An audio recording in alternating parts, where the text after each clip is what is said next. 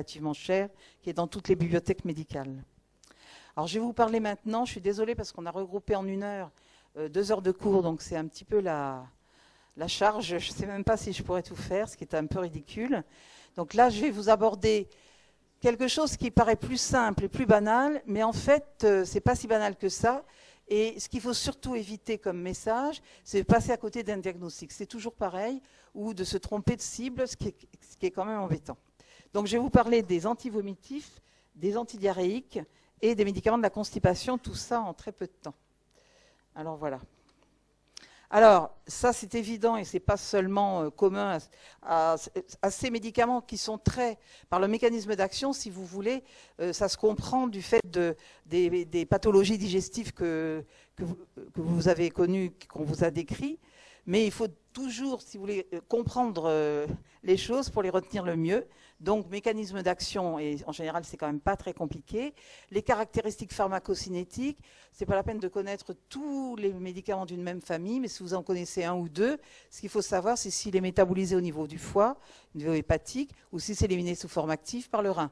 La plupart des IPP dont j'ai parlé tout à l'heure, c'est par exemple par métabolisme hépatique. Si vous savez ça pour une classe de médicaments, ça vous permet d'être plus à l'aise pour les risques d'interaction ou pour d'autres risques.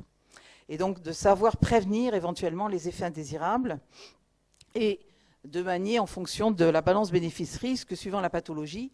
On peut très bien se permettre de donner un médicament qui a une activité moins puissante et qui peut poser moins de problèmes qu'un autre.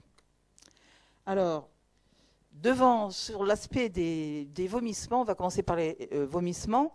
Devant des vomissements quels qu'ils soient, c'est important d'envisager les différentes hypothèses diagnostiques et de justifier les examens. C'est ce qu'on vous dit, qu'on vous répète, mais c'est très important.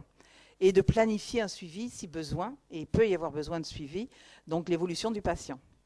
Donc c'est des symptômes, les nausées, les vomissements, qui sont très fréquents, dont vous entendrez parler dans toutes les disciplines, qui sont liés à des affections qui peuvent être extrêmement différentes, et justement le raisonnement de prendre son temps permet quelquefois de ne pas passer à côté d'un diagnostic qu'il vaut mieux pas éviter.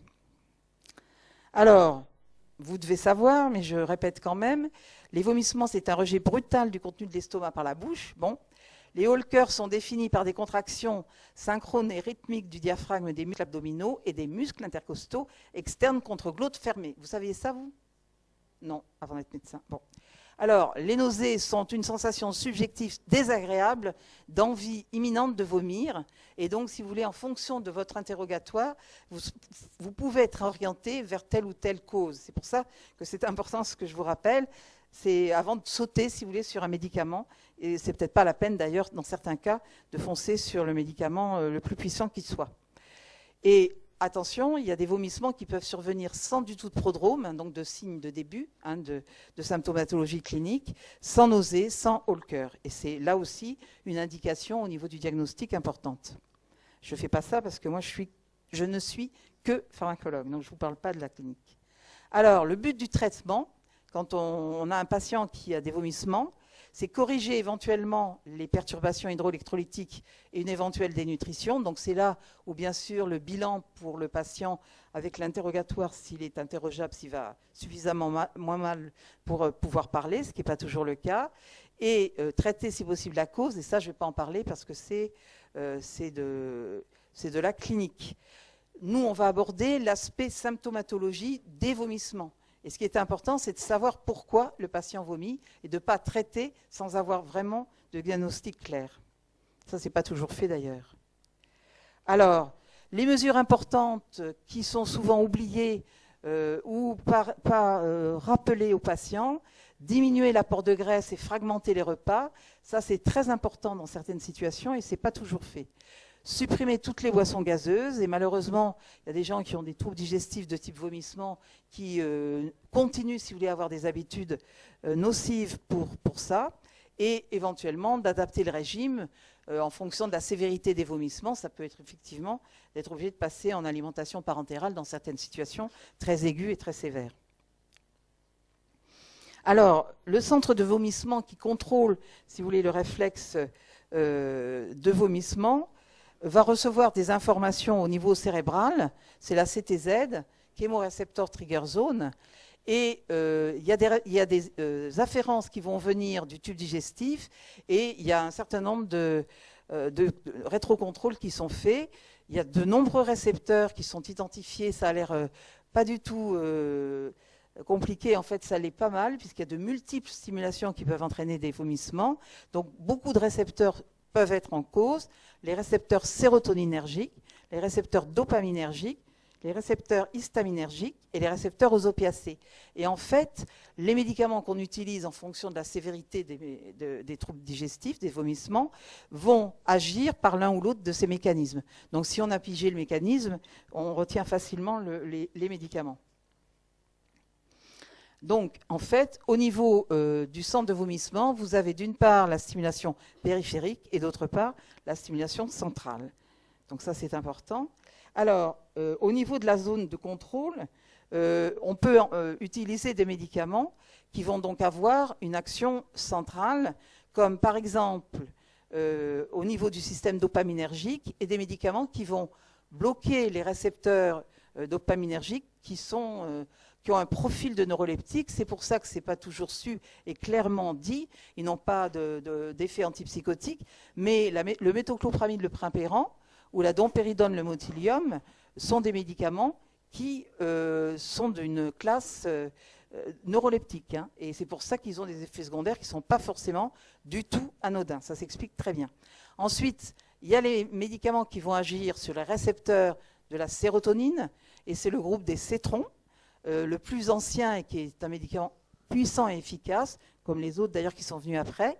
C'est l'ondansetron, le Zofrène, et c'est particulièrement dans les situations de vomissement dues aux chimiothérapies, aux anticancéreux. Ça a complètement changé la vie des patients, la survie surtout des patients, et ça a complètement modifié la lourdeur des chimiothérapies antérieures où on avait malheureusement des médicaments qui n'étaient pas suffisamment efficaces. Puis vous avez le récepteur à l'histamine, les récepteurs à l'histamine, et les antihistaminiques H1, là cette fois c'est les récepteurs H1, en particulier la diphénylhydramine que vous pouvez oublier. Je ne vous embêterai jamais en question d'examen, par exemple, sur un nom de médicament dans votre année. Ce qui compte, c'est de bien comprendre les mécanismes et les grands messages. Alors, les agents prokinétiques, ça va aller encore plus vite, si je puis dire, parce qu'en fait, ça se résume à la suppression du cisapride dont je vous ai parlé, du prépulside, du fait de sa toxicité cardiovasculaire. Et on s'est rendu compte qu'en fait, parmi les prokinétiques, manifestement, les médicaments actifs entraînaient pratiquement tous une toxicité sur la conduction cardiaque, des troubles du rythme et de conduction, sur l'allongement de QT. Et le cisapride a été supprimé à cause de ça, et de façon moins fréquente, les deux autres médicaments dont je vous ai parlé, dont péridone et métoclopramide, peuvent donner des troubles de conduction et d'allongement de QT et de torsade de pointe, donc en surdosage, particulièrement la dompéridone, puisque le métoclopramide est maintenant beaucoup moins utilisé. Donc ils ont un effet prokinétique. Ils sont aussi antidopaminergiques au niveau central, donc ils vont entraîner une action au niveau des noyaux gris centraux, ce qui explique qu'ils peuvent entraîner des syndromes extra-pyramidaux. Donc, et c'est quand même un peu dommage d'entraîner un syndrome extra-pyramidal pour des vomissements qui ne sont quand même pas très sévères, en donnant des doses plus ou moins larges, par exemple de primpéran. Alors je vais commencer par le métoclopramide, qui est un très très très vieux médicament, qui doit avoir du genre 55 ans, un truc comme ça, je dis peut-être une bêtise. Alors, il y a beaucoup d'erreurs en pédiatrie parce qu'on a utilisé les suppositoires alors que c'est pour l'adulte et que c'est donc du surdosage.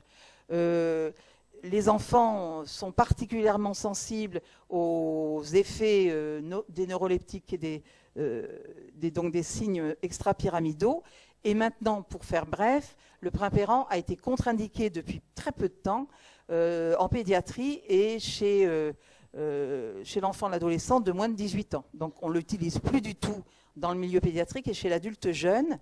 On l'utilisait dans les chimiothérapies, on l'utilise toujours, mais de façon plus contrôlée, puis associée à d'autres médicaments, donc c'est pas pareil, mais on l'utilisait à très forte dose en cancérologie sans toujours d'efficacité. Et en fait, il y avait pas mal d'effets indésirables. On vous a déjà parlé des dystonies, des troubles extra-pyramidaux chez l'enfant ? Oui ou non? Non. Et en fait, si vous voulez, c'est très impressionnant parce qu'en fait, ça fait ça. Quand vous voyez ça, à quoi vous pensez? Oui. Et bien en fait, si vous voulez, quand on a des mouvements de la tête et des muscles du cou et éventuellement un risque de protrusion de la langue en arrière, vous avez un risque donc de mort brutale, de décès par insuffisance respiratoire aiguë, mais surtout, ça fait penser à une tumeur cérébrale. Et il y a donc des tas d'enfants qui ont eu un bilan super lourd à la recherche d'une tumeur cérébrale. Donc, vous voyez jusqu'où ça va maintenant, ça peut aller jusqu'à l'IRM, et puis l'angoisse des parents. Et quand on voit son enfant qui fait ça, ou même l'enfant lui-même, on ne faisait pas toujours attention aux enfants, mais un enfant qui sent et qui dit très bien, ma tête part d'un côté, mon corps de l'autre, ça ne va pas très bien. Voilà, donc c'est quand même pas mauvais qu'on ait supprimé ce médicament et éviter donc tout un tas de soucis divers en pédiatrie. Et ça arrive aussi plus fréquemment chez les gens jeunes, les syndromes extrapyramidaux immédiats, c'est-à-dire on n'a pas besoin de 36 prises, une seule prise peut entraîner un syndrome extrapyramidal de type dystonie, donc immédiat, et même sans surdosage. Mais le fait de faire des erreurs dans les doses augmente le risque de survenue. C'est ça qui a fait supprimer le métoclopramide, le primpéran, en pédiatrie. Alors, la dompéridone, c'est le motilium. Du coup, en France, on est terrible parce qu'on surmédique beaucoup dans beaucoup de domaines. Et en fait, alors qu'on sait quand même, on a compris que les prokinétiques avaient tous plus ou moins fréquemment et en fonction des doses, des effets délétères sur le plan cardiaque, eh bien, il y a eu des déplacements d'usage du motilium après la suppression du métoclopramide en pédiatrie. Et par exemple, chez le nourrisson, les régurgitations, ça peut être tout à fait physiologique et ce n'est pas des vomissements. Il faut que les gens fassent la différence. Et il y a très longtemps, vous n'étiez pas né, moi si, en fait, on utilisait les bavoirs. Et les bavoirs, ça servait à quoi? À récupérer les régurgitations des bébés, et c'est physiologique. Donc les tout petits bébés, on n'a pas besoin de les bourrer de prokinétiques et d'antivomitifs. Il suffit de quelquefois être un peu vigilant et ça passe comme ça. Voilà, c'est Dixit pédiatre, c'est pas moi. Alors, les syndromes extrapyramidaux apparaissent beaucoup moins fréquents avec la dompéridone qu'avec le métoclopramide. Il semble qu'il y ait un passage plus faible au niveau du système nerveux central, mais en fait, quand on regarde dans la littérature, les effets indésirables surviennent surtout chez le sujet âgé et chez l'enfant. Donc c'est les deux pôles de la vie où on est plus sensible à pas mal de choses, et en particulier aux médicaments qui sont agressifs pour le système nerveux central. Par ailleurs, cette molécule entraîne des allongements du QT et donc des troubles de conduction. Et récemment, en septembre 2014, l'ANSM, l'Agence française, a fait des recommandations complémentaires de mise en garde, justement chez les patients âgés et en pédiatrie, de respecter les doses et de ne pas donner des doses plus élevées que celles recommandées, ce que faisaient beaucoup de médecins en France par rapport à d'autres pays. On ne respectait pas la limite supérieure, si vous voulez, et puis de respecter aussi les risques d'interaction avec les autres médicaments qui allonge le QT. Je vous ai parlé du fascicule complémentaire qui est consultable en ligne sur l'Agence du médicament et des produits de santé. Il y a aussi la revue Prescrire qui fait une édition annuelle des interactions médicamenteuses en fonction du terrain, et c'est très bien fait. Et puis, vous avez des logiciels, il faut qu'ils soient agréés, qui aident quand même au niveau de la prescription. Il faut absolument regarder. Le Vidal n'est pas suffisamment fiable, par les mises en jour sont insuffisantes par rapport à l'information que peut donner l'agence du médicament ou d'autres informations. Donc, attention. Alors, les antihistaminiques, c'est une autre famille.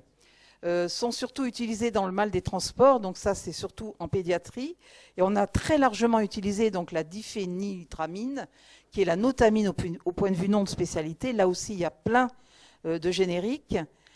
Alors ce qui est très important à retenir, c'est que les antihistaminiques H1 ont aussi des propriétés atropiniques, ce qui entraîne leur contre-indication en cas de glaucome à angle fermé, puisque ça augmente la pression intraoculaire, et d'adénome de prostate, ça entraîne un risque de rétention d'urine. Voilà. Alors, il faudrait quand même que je parle de quelque chose. Du fait de la la propriété atropinique de ces médicaments, qu'est-ce que ça risque d'entraîner chez un enfant? Si on surdose, si on le bourre de médicaments avant de prendre la voiture qui va durer 6 heures, au point de vue trajet. L'atropine, on vous en a parlé ou pas? Les anticholinergiques. Eh bien, il y a un risque de convulsion. Voilà, donc de crise d'épilepsie, c'est la même chose. Donc attention en pédiatrie, et ça peut donner des agitations paradoxales. Ça, c'est le problème des antihistaminiques H1, c'est-à-dire qu'on pense que l'enfant va dormir.